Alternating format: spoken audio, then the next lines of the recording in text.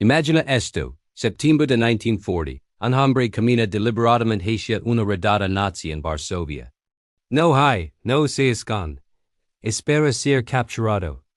Su destino, Auschwitz.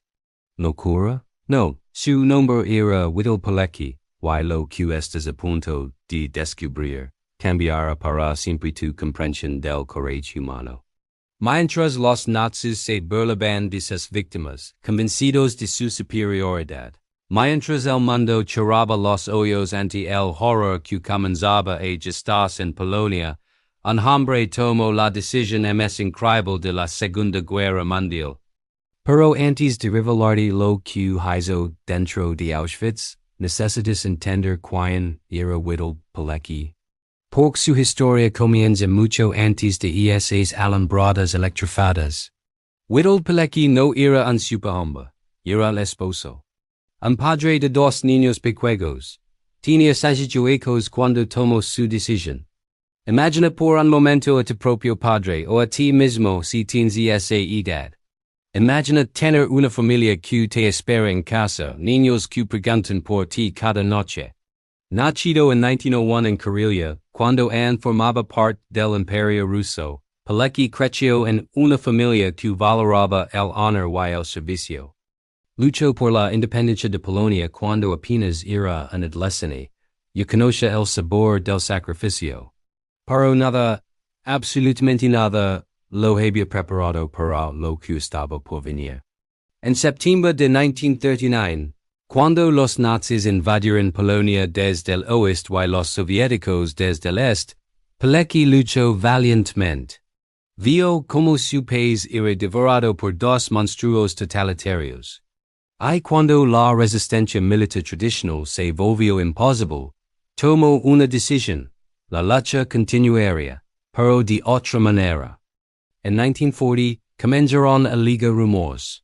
Susurros sobre un campo de concentración en un pueblo polaco llamado Auschwitz. Los alemanes lo llamaban Auschwitz. La gente desaparecía allí, entraban, pero no salían. Los líderes de la resistencia polaca necesitaban información desesperadamente. ¿Qué estaba ocurriendo realmente dentro de esos muros? ¿Cuántos prisioneros había? ¿Cómo estaban organizados los nazis? ¿Sería posible organizar una resistencia desde dentro? Fue entonces cuando Pilecki presentó su plan. Y aquí está lo más escalofriante. Sus superiores pensaron que estaba loco. Le dijeron que era una misión suicida. Le recordaron a su esposa María, a sus hijos André y Sofía. ¿Cómo podía siquiera considerarlo? Pero Pilecki tenía una respuesta simple y desgarradora. Alguien tiene que hacerlo. Y si no yo, entonces ¿quién? Piensen en eso por un momento. Mientras tú y yo evitemos incluso los inconvenientes más pequeños de la vida cotidiana, este hombre eligió caminar voluntariamente hacia el infierno en la tierra. El 19 de septiembre de 1940, Pilecki se despidió de su familia, no les dio a donde iba realmente. ¿Cómo explicar los hijos que papa vía un campo de exterminio voluntariamente? Y esa noche, usando una identidad falsa como Thomas Serafitsky, Pilecki se colocó deliberadamente en una calle de Varsovia donde los nazis estaban realizando una huapanca, una redada callejera para capturar polacos. Mientras otros corrían y se escondían, él se quedó quieto. Imagina ese momento.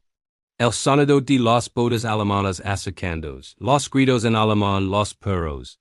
La gente llorando a tu alrededor. Y tú, sabiendo exactamente lo que viene, podrías yo. Pero no lo haces. Los nazis lo capturaron junto con otras 2,000 personas. Lo golpearon, como hacían con todos. Lo metieron en un camión de ganado. Y 3 días después, el 22 de septiembre de 1940, el prisionero enmero entró en Auschwitz. Lo que Pilecki encontró dentro de Auschwitz superaba cualquier pesadilla humana. Y aquí está lo que necesitas entender. En 1940, Auschwitz todavía no era el campo de exterminio masivo que conocimos de los libros de historia, and no había cámaras de gas. Todavía no había llegado la solución final. Pero eso no significa que no fuera un infierno. Los nazis estaban perfeccionando sus métodos de deshumanización. Privación extrema de comida, una sopa aguada y un pedazo de pan al dialet, trabajo forzado durante 12 horas bajo cualquier clima. Palizas aleatorias y ejecuciones por diversión. Experimentos médicos, hipotermia intencional. Pilecki vio como hombres fuertes se convertían en esqueletos caminantes en semanas. Presenció ejecuciones arbitrarias que dilators. Vio a los guardias de las SS arrancar a los prisioneros de sus letras en medio de la noche, solo para torturarlos por entretenimiento. Pero aquí está lo extraordinario. Mientras los nazis intentaban destruir la humanidad de cada prisionero, Pilecki hacía exactamente lo contrario. Estaba construyendo una red de resistencia. Lentamente, con un cuidado meticuloso que podría significar la vida o la muerte, Pilecki comenzó a reclutar. Encontró hombres en quienes podía confiar. Oficiales del ejército polaco, intelectuals, hombres con moral inquebrantable. Creó células de 5 personas. Ninguna célula conoce a las otras. Si un hombre era torturado y hablaba, la red entera no colapsaría. Era ingenioso, era peligroso. Y funcionó. Su organización, llamada Związek Organizacji Wojskowych Zał, llegó a tener casi 1,000 miembros en el punto más alto. Dentro de Auschwitz, vio las narices de los nazis, su compasión comida extra con los MS de bios. Proporcionaban inteligencia sobre los planes nazis. Robaban medicinas del hospital del campo. Planeaban sabotajes. Y lo más importante, documentaban todo. Pilecki escribió informes detallados sobre las atrocidades, nombres de guardias SS, métodos de ejecución. Números de prisioneros, todo. Y usando una red secreta de contactos, sacó estos informes de contrabando fuera de Auschwitz. Aquí está la parte que te romperá el corazón. Los informes de Pilecki llegaron a los aliados. Llegaron a Londres. Llegaron a los estadounidenses. Era 1941, luego 1942, el mundo supo. El mundo leyó sobre las cámaras de gas cuando comenzaron. Sobre las ejecuciones masivas. Sobre los trenes llegando desde toda Europa. Y el mundo no hizo nada. Puedes imaginar la frustración de Pilecki. Está en el infierno, arriesgando su vida cada segundo, documentando el genocidio más grande de la historia humana. Y los aliados consideran que son exageraciones, propaganda, imposible. Nadie haría algo así, decían los diplomáticos en Londres, cómodamente sentados en sus oficinas. Debció una exageración polaca. Mientras tanto, cada día, Pilecki veía las chimeneas, olía la carne quemada, contaba los muertos. Después de 2 años y medio, yo by 6 días en el infierno, Pilecki tomó otra decisión imposible. Había reportado todo lo que podía. Había construido la red de resistencia. Había pedido a los aliados que bombardearan el campo o enviaran suministros para un levantamiento masivo. Nada llegaba.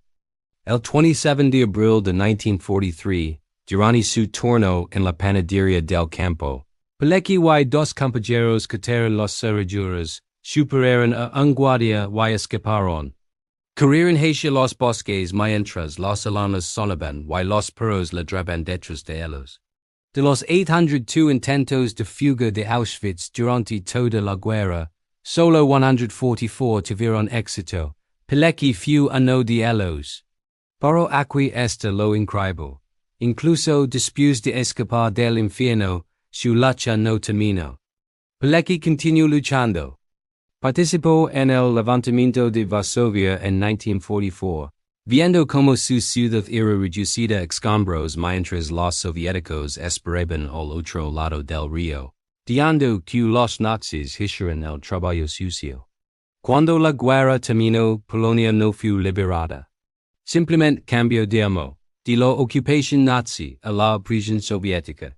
Y Pilecki, el hero que caminó voluntariamente hacia Auschwitz, que construyó una red de resistencia bajo las narices de las SS, que documentó el holocausto cuando nadie más podía leer.